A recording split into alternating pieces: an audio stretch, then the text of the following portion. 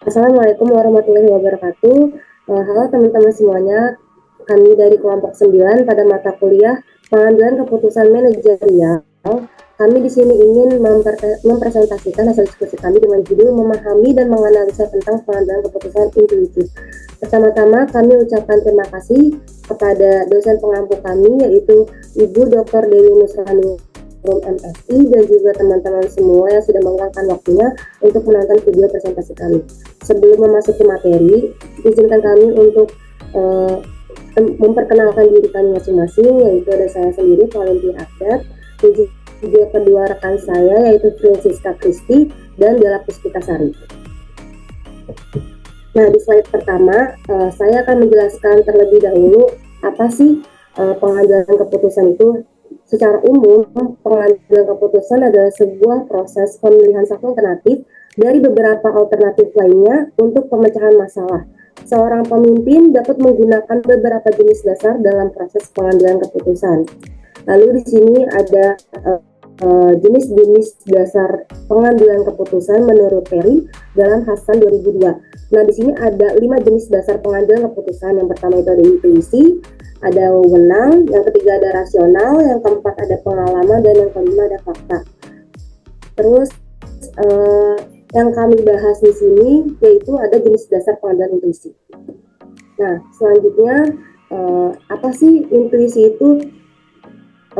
Jadi intuisi itu merupakan hal yang biasanya dijelaskan dengan bisikan atau suara hati, dengan kata lain sesuatu yang berada di luar jangkauan pikiran dan juga logika.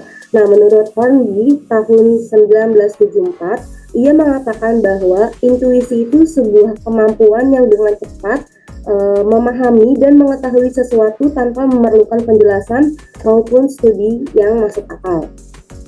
Nah, singkatnya, intuisi itu sesuatu pemikiran yang muncul secara tiba-tiba. Nah, contoh dari intuisi yaitu misalnya tuh kayak proses pengambilan keputusan. Nah, dalam kondisi tertentu ada seseorang yang bisa saja memiliki intuisi dalam mengambil keputusan, dan keputusan tersebut bisa saja tepat ataupun salah. Meski belum tahu kebenarannya, seseorang tersebut tidak menyesali keputusannya itu karena orang tersebut percaya dengan intuisinya tersebut. Lalu selanjutnya akan dijelaskan oleh rekan saya. Oke, selanjutnya di sini ada kelebihan dari intuisi. Yang pertama adalah waktu yang digunakan. Waktu yang digunakan untuk mengambil keputusan itu relatif lebih pendek. Lalu selanjutnya untuk masalah yang terbatas, pengambilan keputusannya akan memberikan keputusan pada umumnya. Dan yang terakhir ada kemampuan pengambilan keputusan. Dari pengambilan keputusan akan berperan dan perlu dimanfaatkan dengan baik. Selanjutnya ada juga kelemahan dari intuisi sendiri. Yang pertama, keputusan yang dihasilkan relatif kurang baik, lalu juga sulitnya mencari alat pembandingnya sehingga sulit diukur kebenaran dan keabsahannya. Dan yang terakhir, dasar-dasar lain dalam pengambilan keputusan seringkali diabaikan. Dan di sini juga ada proses dari kemunculan pengertian intuisi itu sendiri. Yang pertama dari persepsi terminologi intuisi.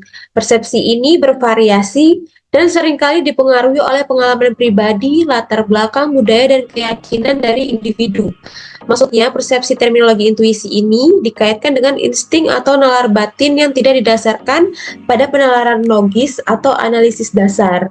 Setelah persepsi ini, selanjutnya ada pengertian dari intuisi dari peneliti terdahulu. Maksudnya, penelitian tersebut mengeksplorasi bagaimana intuisi berbeda dari proses kognitif lainnya yang seperti pemikiran rasional atau analisis logis. Dan peneliti mencoba mengidentifikasikan faktor-faktor yang mempengaruhi kemunculan intuisi seperti pengalaman sebelumnya, pengetahuan, atau kondisi emosional. Setelah itu, dilanjutkan pada penelusuran karakteristik intuisi. Penelusuran ini mencakup pengamatan terhadap keadaan mental atau emosional yang mendahului kemunculan intuisi, seperti perasaan yang tiba-tiba muncul dan sebelum pemahaman intuisi, dapat diidentifikasikan dalam konteks atau situasi yang dimana intuisi cenderung muncul pada situasi stres atau ketidakpastian. Dan berdasarkan dari penelusuran karakter intuisi tersebut, dapatlah terbentuk sebuah pengertian atau definisi pribadi tentang apa yang dimaksud dengan intuisi. Jadi intuisi perlu dikenali dalam proses pengambilan keputusan, bahwa tergalanya fakta-fakta yang dimana intuisi memberikan pemahaman yang lebih baik bagi seseorang atau seorang pemimpin dalam melakukan proses pengambilan keputusan pada kondisi-kondisi tertentu di mana proses pengambilan keputusan rasional tersebut terlalu sulit untuk dilakukan. Misalnya, pengambilan keputusan dalam kondisi tidak adanya informasi yang cukup atau kurang relevan, adanya fakta yang saling bertentangan, dan waktu yang sangat mendesak. Oke, selanjutnya di sini ada jenis-jenis dari intuisi. Di sini ada 2 jenis, yaitu intuisi primer dan juga intuisi sekunder. Intuisi primer sendiri merupakan intuisi yang terbentuk berdasarkan pengalaman sehari-hari individu dalam situasi normal tanpa menjalani proses instruksional yang sistematik. Sedangkan untuk intuisi sekunder merupakan intuisi yang terbentuk melalui proses pembelajaran dan pada umumnya itu dilakukan di sekolah. Next slide. Yang selanjutnya akan dipresentasikan oleh Dela. Dan selanjutnya ada peranan intuisi dalam pengambilan keputusan. Yang pertama itu mengambil keputusan yang cepat namun tepat. Yang kedua mendapatkan pemahaman yang lebih baik tentang situasi dan menentukan keputusan yang tepat berdasarkan pemahaman. Yang ketiga itu memungkinkan seseorang untuk melihat masalah dari sudut pandang baru atau menemukan solusi yang kreatif. Next. Selanjutnya di sini ada cara meningkatkan pengambilan keputusan intuitif. Nah, untuk meningkatkan kemampuan pengambilan keputusan intuitif ini, langkah pertama yang perlu dilakukan adalah amati segala sesuatu dengan cermat. Ini berarti meningkatkan keterampilan observasi dan memperhatikan detail, termasuk isyarat nonverbal. Dengan cara ini dapat menyerap lebih baik informasi dari situasi yang diamati, yang pada gilirannya dapat membantu dalam mengambil keputusan yang lebih tepat. Selanjutnya, penting untuk berani mengambil keputusan dengan cepat daripada terjebak dalam analisis berlebihan atau keraguan. Paksakan diri sendiri untuk mengambil keputusan saat itu juga. Misalnya jika ada tim membutuhkan persetujuan untuk proyek baru, tetapkan tujuan untuk memberikan jawaban pada akhir pertemuan. Melakukan hal ini akan membantu untuk mempercayai diri sendiri dan informasi yang dimiliki, serta menghindari penundaan yang berlebihan. Yang terakhir, tetaplah bersedia untuk melakukan kesalahan. Tidak setiap keputusan yang dibuat itu akan sempurna, dan itu sepenuhnya wajar.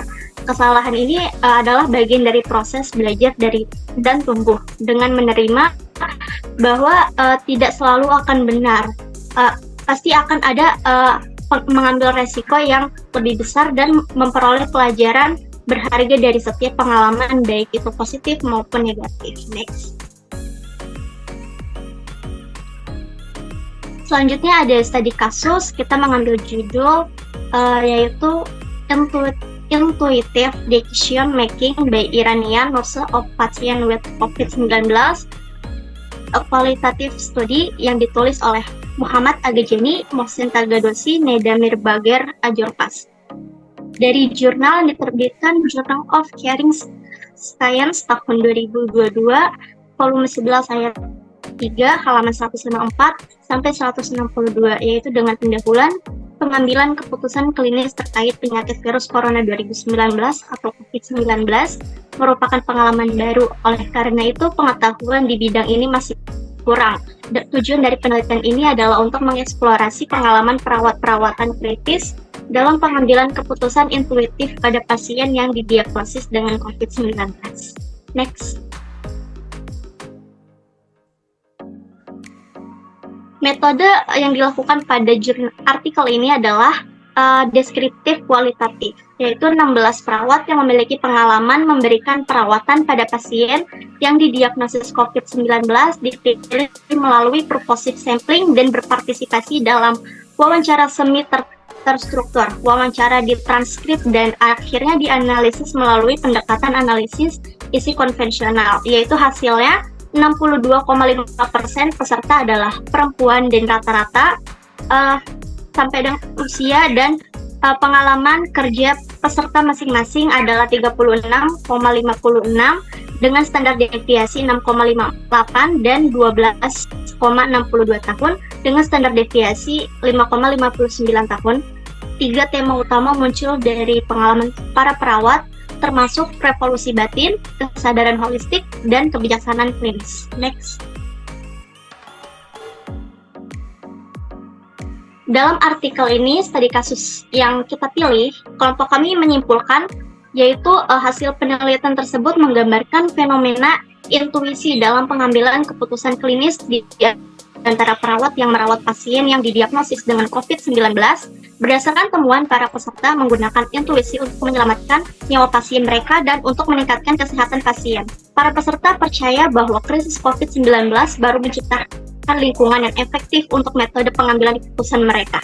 Oleh karena itu, tampaknya perawat kritis menggunakan intuisi dalam situasi kompleks di mana mereka telah membuat keputusan yang cepat dan independen. Pengambilan keputusan intuitif di kalangan profesional kesehatan, terutama perawat, memiliki peran kunci dalam praktik klinis mereka untuk pasien di unit perawat krisis, terutama krisis COVID-19.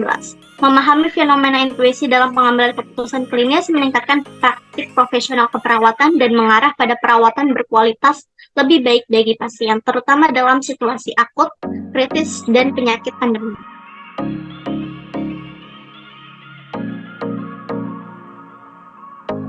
Sekian presentasi dari kelompok kami.